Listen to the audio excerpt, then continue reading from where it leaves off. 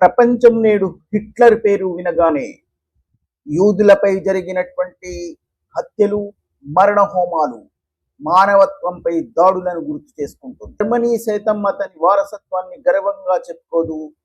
అదే దేశం, ఏ దేశాన్నైతే ప్రాతినిధ్యం వహించాడో ఆ హిట్లర్, ఆ దేశం అతని పేరును స్మరించడానికి సైతం ఈరోజు సాహసం చేయడం లేదు.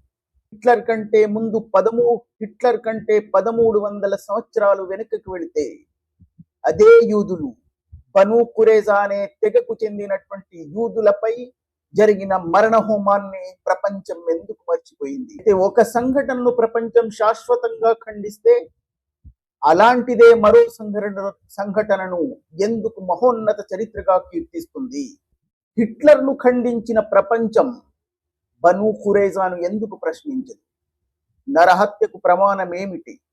హిట్లర్ అయితే దుర్మార్గుడు, మరి బను కురేజా యూదులపై జరిపిన మరణ హోమం జరిపిన వాళ్ళు మాత్రం ఉత్తములు. చరిత్ర ఒకరిని నరహంతకుడని పిలుస్తుంది, మరొకరిని మహోన్నతుడని ఎందుకు పిలుస్తుంది? బను కురేజా చరిత్రలో న్యాయమా లేక మరణ హోమమా?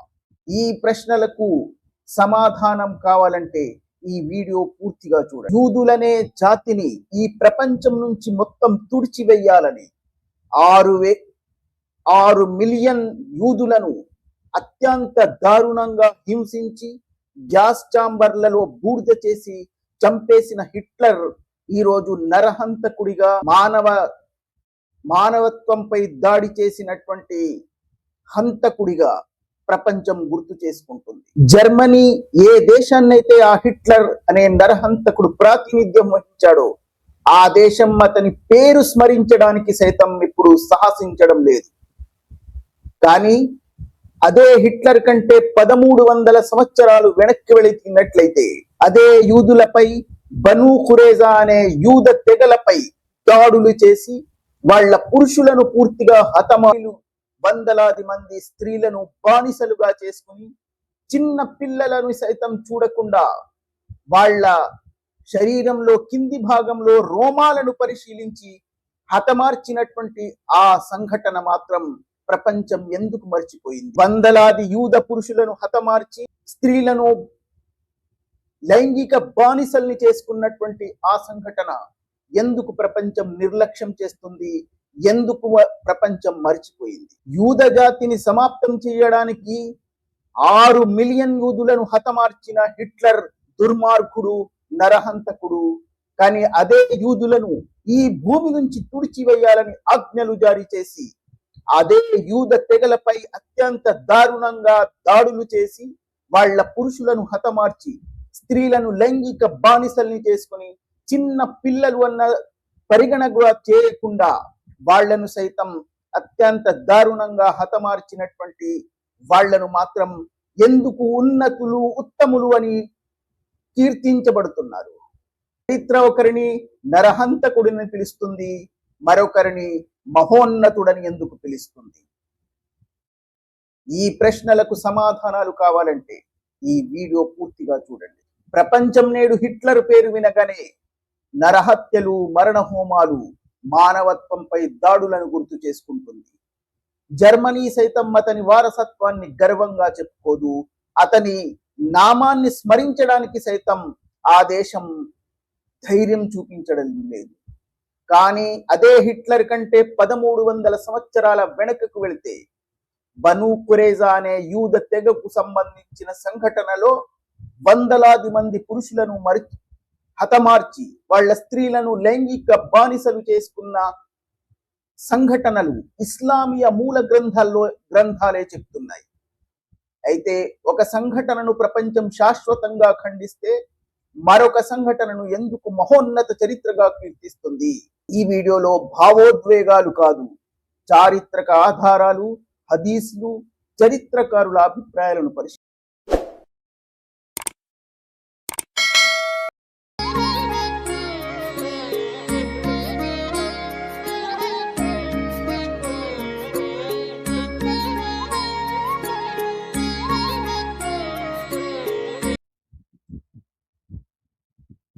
హలో, నమస్కారం. ప్రపంచంలో హిట్లర్ పేరు చెప్పగానే ప్రపంచంలోని ఏ దేశమైనా, ఏ ప్రాంతమైనా, ఏ వ్యక్తి అయినా, ఏ సముదాయమైనా, ఏ సమూహమైనా అతన్ని ఒక నరహంతకుడని, మానవుల్లోనే అత్యంత క్రూరుడని సంబోధిస్తారు. అతను యూదులపై చేసినటువంటి అత్యంత దారుణ సంఘటనను ప్రపంచంలో ఏ ఒక్క వ్యక్తి కూడా సమర్థించడు. దాన్ని ఆ హిట్లర్ను ఎవ్వరు కూడా కీర్తించరు, ఎవ్వరు కూడా మహోన్నతుడని, గొప్పవాడని ప్రశంసించరు. అతన్ని అత్యంత క్రూరుడిగానే, నరహంతకుడిగానే పరిగణిస్తారు, సంబోధిస్తారు. ప్రపంచంలో మీరు ఏ ప్రాంతంలోకి వెళ్ళినా, ఏ మూలలో వెళ్ళినా, ఏ వ్యక్తిని అడిగినా కూడా ఇదే హిట్లర్ గురించి చెప్పబడుతుంది, ఇదే విశ్వాసించబడుతుంది, ఇదే విశ్వాసిస్తూ ఉంటారు. అదే సత్యం కూడా. ఆ నరహంతకుడిని సమర్థించడానికి ఏ ఒక్క కారణం కూడా ప్రపంచంలో లేదు. అతన్ను నిందించడం, నరహంతకుడిగా పరిగణించడమే. ఏ దేశాన్నైతే ఆ హంతకుడు ప్రాతినిధ్యం వహించాడో, ఏ దేశాన్నైతే భరించాడో, ఆ దేశం సైతం అతని నామాన్ని స్మరించడానికి సైతం ఈ రోజు ధైర్యం చూపించడం లేదంటే అతని యొక్క ఘోర కృత్యాలను ఆ దేశం కూడా ఇప్పుడు సమర్థించడం లేదు. అతన్ని ఎప్పుడు కూడా వాళ్ళు ఒక చరిత్రగానే సమాప్తం చేసేశారు. అక్కడ ఆ దేశంలో వాడి నామస్మరణ కూడా జరగదు. ఇది జరగవలసిందే. ఇలాంటి వ్యక్తులను అందరూ ఖండించవలసిందే. ఇలాంటి నరహంతకులను ఎవ్వరు కూడా ఉత్తముడు, ఉన్నతుడని చెప్పకూడదు కూడాను. కానీ అదే హిట్లర్ కంటే 1300 సంవత్సరాలు వెనక్కి వెళితే అదే యూదులపై అత్యంత దారుణంగా జరిగినటువంటి మరణ హోమం ఎవరికైనా గుర్తుందా? ఎందుకు ప్రపంచం అది మర్చిపోవడానికి పరిశ్రమిస్తుంది? ఎందుకు ఆ సంఘటనను అసలు గుర్తు పెట్టుకోవడానికి ఎవరు కూడా ముందుకు రావడం లేదు? ఎందుకు అది నిర్లక్ష్యం చేయబడుతుంది? చరిత్రలో ఎందుకు తుడిచివేయబడుతుంది? అదే హిట్లర్ కంటే 1300 సంవత్సరాల క్రితం యూదులకు చెందినటువంటి బను కురేజా అనే తెగపై కేవలం ఒక విశ్వాసంతో వాళ్ళు అతన్ని అంగీకరించడం లేదని, అతనిపై విశ్వాసాన్ని ప్రకటించడం లేదని మొత్తం మా తెగను సర్వనాశనం చేసి, వాళ్ళ పురుషులను పూర్తిగా హతమార్చేసి, వాళ్ళ స్త్రీలందరినీ బంధించి వాళ్లను లైంగిక బానిసలుగా చేసుకున్నటువంటి ఆ సంఘటన, చిన్న పిల్లలు ఎవరైతే కౌమార దశ దాటినటువంటి అబ్బాయిలను వాళ్ళ శరీరంలో కింది భాగంలో శిరోజాలను పరిశీలించి వాళ్లను కూడా హతమార్చినటువంటి అత్యంత దారుణమైనటువంటి ఆ సంఘటనను ప్రపంచం ఎందుకు ప్రస్తావించడానికి ధైర్యం చూపించడం లేదు? కానీ ఆశ్చర్యకరమైన విషయం, ఏ ప్రపంచమైతే హిట్లర్ను అత్యంత క్రూరుడని, నరహంతకుడని సంబోధిస్తున్నటువంటి ఇదే ప్రపంచం అదే యూదులపై అత్యంత దారుణంగా మరణహోమం సృష్టించినటువంటి వాళ్లను మాత్రం ఎందుకు ఉత్తములని, ఉన్నతులని, మహోన్నతులని, మానవుల్లోనే మహోన్నతులని కీర్తిస్తుంది? ఇది ఎప్పుడైనా ఎవరైనా ప్రశ్నించారా? ప్రశ్నించడానికి ఎవరికైనా ధైర్యం ఉందా? ఎందుకు ఎవరైనా దీని గురించి ప్రస్తావించడం లేదు? ఎందుకు ప్రశ్నించడం లేదు? ఎందుకంటే ఎవరైనా వాళ్లకు ఆంక్షలు విధించి ప్రశ్నించకూడదని, అలాంటి వ్యక్తులు కీర్తించబడుతున్నా సరే, అలాంటి వ్యక్తులు కోటాను కోట్ల మంది చే ప్రశంసింపబడుతున్నప్పటికీ వాళ్లను ఉత్తములని, ఉన్నతులని, మహోన్నతులని, పరిణిత ప్రజ్ఞులని ప్రపంచంలో కోటాను కోట్ల మంది ప్రశంసిస్తూ ఉన్నా కూడా ఆ మరణహోమం సృష్టించినటువంటి అలాంటి వాళ్ళు దుర్మార్గులని చెప్పడానికి ఎందుకు సాహసించడం లేదు? ఎందుకు వాళ్లను నిలదీసి ప్రశ్నించలేకపోతుంది? ఎందుకంటే ఒకే ఒక కారణం, వాళ్ళు సృష్టించినటువంటి భయం. ఆ భయం వల్లనే ఎవరు ఇప్పటి వరకు ప్రశ్నించలేదు, ప్రశ్నించడానికి సాహసం చూపించలేదు. అలాంటి వాళ్లను కూడా హిట్లర్ను ప్రశ్నించదలుచుకున్నటువంటి వాళ్ళు, హిట్లర్ను ప్రశ్నించినటువంటి వాళ్ళు అలాంటిదే మరో సంఘటనను ఎందుకు వాళ్ళు ప్రశంసిస్తున్నారు లేదా ఎందుకు ప్రస్తావించడానికి సంకోచిస్తున్నారు? ఎందుకంటే భయం. ఎందుకంటే ప్రశ్నిస్తే ఈ కోటాను కోట్ల మంది విశ్వాసుల యొక్క మనోభావాలు దెబ్బతింటాయని, వారు ప్రకోపితులవుతారని, తమపై పగతో దాడులు చేస్తారని భయం. ఆ భయంతోనే ఇంతకాలం వరకు ఎవరు ప్రశ్నించను లేదు, ఎవరు ఆ సాహసాన్ని చూపించను లేదు. కానీ కాలం మారింది. కాలం మారుతున్న కొద్దీ మనుషులు మారారు, సాంకేతిక నైపుణ్యం మారింది. మనుషుల యొక్క సాహసానికి స్ఫూర్తి దొరికింది. ఇప్పుడు దాదాపుగా దశాబ్ద కాలం నుంచి దీనిపై ప్రశ్నలు ఉద్భవిస్తున్నాయి. మానవ జాతి ప్రశ్నించడానికి సిద్ధపడుతుంది. వీటన్నిటికి సమాధానం చెప్పగలిగే వాళ్ళు ఎవరు? ఎవరు దీనికి సమాధానం చెప్తారు?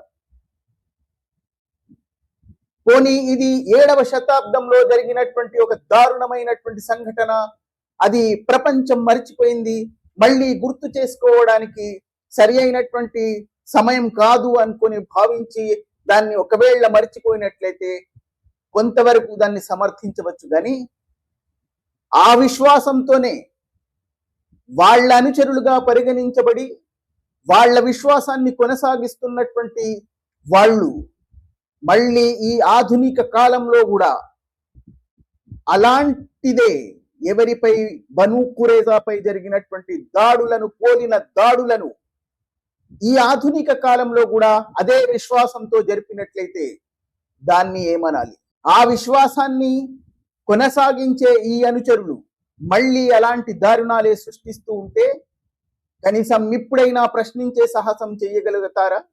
ఎవరైనా ప్రశ్నిస్తారా? 2014 ఇరాక్ అనే దేశంపై ISIS అనే ఇస్లామిక తీవ్రవాదులు ఆ దేశాన్ని మొత్తం ఆక్రమించుకొని అక్కడ మైనారిటీలుగా ఉన్నటువంటి ఒక అత్యంత పురాతనమైనటువంటి ఒక మత విశ్వాసంతో బ్రతుకుతున్నటువంటి యజీదీలు అనే ఒక విశ్వాసులను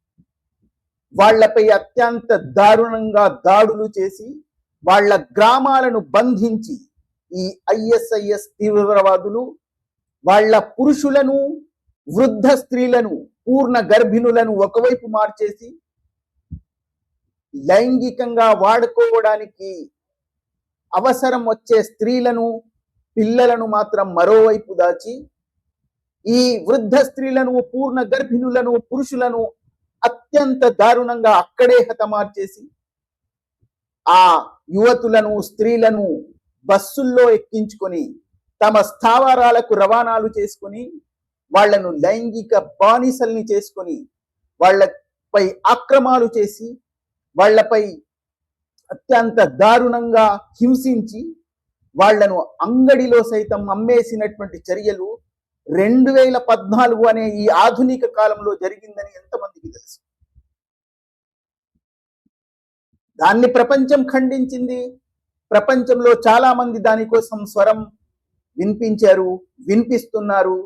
కానీ ఏ ప్రాంతంలో, ఇరాక్లోని సింజార్ అనే పర్వతాశ్రేణుల మధ్య బ్రతుకుతున్నటువంటి యజీదీ ప్రజలు ఎవరైతే అత్యంత పురాతనమైనటువంటి ఒక బహుదైవారాధక వర్గమైనటువంటి ఆ విశ్వాసులు, ఆ విశ్వాస వర్గంపై, వాళ్లకు చెందిన గ్రామాలపై పూర్తిగా ఈ ISIS అనే ఇస్లామిక తీవ్రవాదులు దాడులు చేసి వాళ్ళ అమ్మాయిలందరినీ బానిసల్ని చేసుకుని అంగడిలో అమ్మేసి వాళ్ళ ఆ ISIS అనే తీవ్రవాద సంఘటనలో పోరాడుతున్న వీరులు అని చెప్పి వాళ్ళందరికీ ఈ అమ్మాయిలను పంచేసి ఈ అమ్మాయిలను లైంగికంగా వాడుకుని వాళ్లపై ఆక్రమణలు చేసి అత్యంత దారుణంగా వాళ్లను హింసించి వాళ్లను బంధించి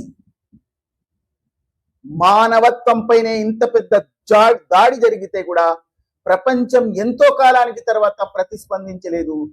అందులో నుంచి ఆ సింజార్ పర్వత శ్రేణుల్లోని కోచో అనే ఒక గ్రామంలో నాదియా మురాద్ అనే ఒక అమ్మాయి, ఆ అమ్మాయితో పాటు వందలాది మందిని యువతులను ఆ ISIS ఆక్రమిత ప్రాంతాల్లోకి బస్సుల్లో తరలించి వాళ్లను ఒక్కొక్క ఇస్లామిక తీవ్రవాది వాళ్లను పంచుకొని, ఎప్పుడైతే అదే 1400 సంవత్సరాల క్రితం బను ఖురైజా అనే యూద తెగలపై జరిగినటువంటి అదే పద్ధతులను వాడి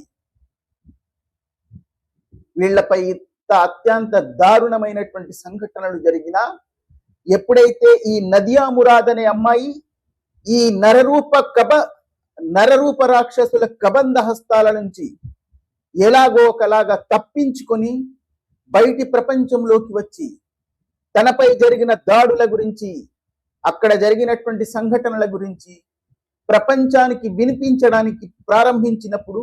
వినిపించినప్పుడు ఆ సంఘటనలను ద లాస్ట్ గర్ల్ అనే ఒక పుస్తక రూపంలో తను అనుభవించిన ఒక్కొక్క దృశ్యాన్ని, ఒక్కొక్క అనుభవాన్ని, తనపై జరిగిన అత్యంత దారుణమైనటువంటి దాడులను, తనపై జరిగినటువంటి అత్యంత లైంగిక దాడులను ఒక్కొక్క అక్షరంలో కన్నీటితో సహా వర్ణించినటువంటి ఆ పుస్తకం చదివిన తర్వాత ఎవరైనా కదలకపోతే,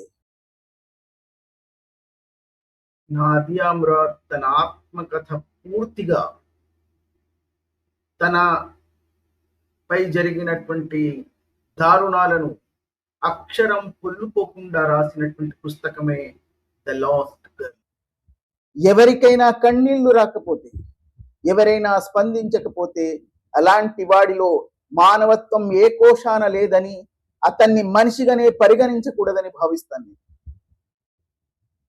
ఆ అమ్మాయి ఎప్పుడైతే నోబెల్ బహుమతితో సత్కరించబడిందో, ఆ వేదికపై ఆ అమ్మాయి చేసినటువంటి ప్రసంగం విన్నటువంటి వాళ్ళు హృదయం పగిలిపోతుంది, కన్నీళ్లు ధారాళంగా కారుతాయి. And then I called for Nadia Murad to step forward and give her Nobel lecture. The floor is yours.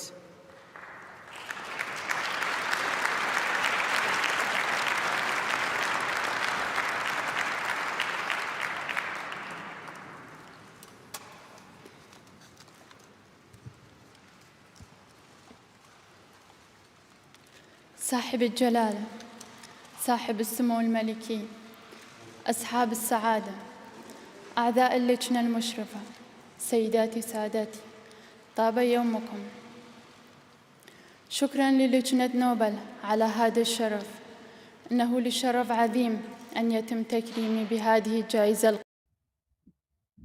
అలాంటి ఈ నదియా మురాద్ లాంటి వందలాది మంది అక్కడి నుంచి తర్వాత ఈ అమెరికన్ సైన్యం మరియు ఇరాకీ సైన్యం కలిసి వాళ్లను విముక్తుల్ని చేసి వాళ్లను తీసుకొచ్చినప్పుడు ఒక్కొక్క అమ్మాయి చెప్పినటువంటి కథలు, అత్యంత దారుణమైనటువంటి ఆ కథలను విన్న ప్రపంచం కొద్ది కాలంలోనే మర్చిపోయింది. ఇప్పుడు ఆ యజీదీ అమ్మాయిలు ఎక్కడున్నారో ఎవరికి తెలియదు. కాస్త ఈ అమ్మాయి నోబెల్ బహుమతితో సత్కరించబడింది కాబట్టి ఈ నదియా మురాద్ అనే అమ్మాయి నదియా ఇనిషియేటివ్స్ అనే ఒక సంస్థను స్థాపించి ఏ గ్రామాల్లోనైతే వాళ్ళు అత్యంత దారుణంగా దాడులు చేసి వాళ్ళ నివాస స్థలాలను దారుణంగా పడగొట్టినటువంటి ఆ ISIS తీవ్రవాదుల నుంచి విముక్తి పొందిన తర్వాత ఇప్పుడు కూడా వాళ్ళ గ్రామాల్లోకి వెళ్ళి నివసించే పరిస్థితులు లేకపోవడం నిశ్చయంగా దారుణమైనటువంటి విషయం. ఏ ప్రభుత్వాలు పట్టించుకోవు, ఏ సంస్థలు పట్టించుకోవు. వాళ్ళు ఇప్పటికీ శరణార్థ శిబిరాల్లోనే బ్రతుకుతున్నారు. ఈ ISIS అన్న తీవ్రవాదులు పూర్తిగా సమాప్తం చేయబడ్డారంటే అది కాదు. వాళ్ళు పదే పదే ప్రపంచంలోని చాలా ప్రాంతాల్లో వాళ్ళ తమ ఉనికిని ప్రకటిస్తున్నారు, తమ దారుణాలను మళ్ళీ మళ్ళీ పునరావృతం చేస్తున్నారు. కానీ ప్రపంచం మాత్రం మౌనం వహిస్తుంది. మళ్ళీ 2 రోజులు గొంతెత్తి ఘోషిస్తుంది, మళ్ళీ మరిచిపోతుంది. మళ్ళీ ఈ ఇస్లామిక తీవ్రవాదులు ఆయా ప్రాంతాల్లో, ఆయా దేశాల్లో అక్కడక్కడ తమ ఉనికిని ప్రకటిస్తూనే ఉన్నారు, ఆ దారుణాలను చేస్తూనే ఉన్నారు. అయినా ప్రపంచం నిర్లక్ష్యం చేస్తుంది. ఎందుకంటే కొందరిని తృప్తిపరచాలి, కొందరి ఓట్లతో పబ్బం గడుపుకోవాలి, పదవులు అలంకరించాలని రాజకీయ నాయకులు, దాన్ని ఆధారం పెట్టుకుని డబ్బులు సంపాదించుకోవాలని మరో వర్గం, ఇలా కేవలం వారి వారి స్వార్థాల కోసం, వీటి కోసం ఎవరూ కూడా ఒక విప్లవాన్ని తీసుకురాకుండా ఈ తీవ్రవాదాన్ని పూర్తిగా వేళ్లతో సహా పెకలించగలిగే శక్తులు ఉన్నప్పటికీ ఆయుధాలు అమ్ముకోవడానికి కొందరు, వాళ్లను అడ్డు పెట్టుకుని డబ్బులు సంపాదించుకోవడానికి మరికొందరు, వాళ్లను అడ్డు పెట్టుకుని పదవులు అలంకరించుకోవడానికి మరికొందరు, ఇలా తమ స్వార్థాలతో వాళ్ళ ఉనికిని ఇంకా కొనసాగిస్తూనే ఉన్నారు. వాళ్ళు ఇంకా తమ యొక్క ప్రతాపాన్ని పదే పదే చూపిస్తూనే ఉన్నారు. ఇది బహుశా ఎప్పుడు అంతమవుతుందో ఎవ్వరికీ తెలియదు. ప్రపంచంలో ఏదైనా ఒక ప్రత్యేక దేశంలో జరుగుతుందా అంటే దాదాపుగా ప్రపంచంలో ప్రతి దేశంలోనూ వీళ్ళు తమ ఉనికిని చాటుతున్నారు, తమ ప్రతాపాన్ని వాళ్ళు ప్రదర్శిస్తూనే ఉన్నారు. ఏ దేశపు ప్రభుత్వాలు కూడా వాళ్ళను పూర్తిగా సమాప్తం చేయలేకపోతుంది. ఎందుకంటే ఆ విశ్వాసం ఎంతకాలం ఉంటుందో ఈ మరణ హోమాలు అంతకాలం మిగులుతూనే ఉంటాయి. మనం ఎంత ప్రశ్నించినా కూడా ఎవరు స్పందించరు, ఎవరు మా ప్రశ్నలను సమర్థించరు, ఎవరు మా వెనకాల నిలబడరు. అయినా సరే ఒంటరిగా మేము వినిపిస్తున్న ఈ స్వరం కనీసం మిమ్మల్నైనా కదిలించగలిగితే, మీరొక్కరైనా మా వెనుక నిలబడగలిగితే, ఈ ప్రశ్న ఒక ప్రవాహం లాగా సమూహాన్ని కదల్చగలిగితే ఏదో ఒక రోజైనా ప్రపంచంలో మార్పు వస్తుందని ఆశిస్తూ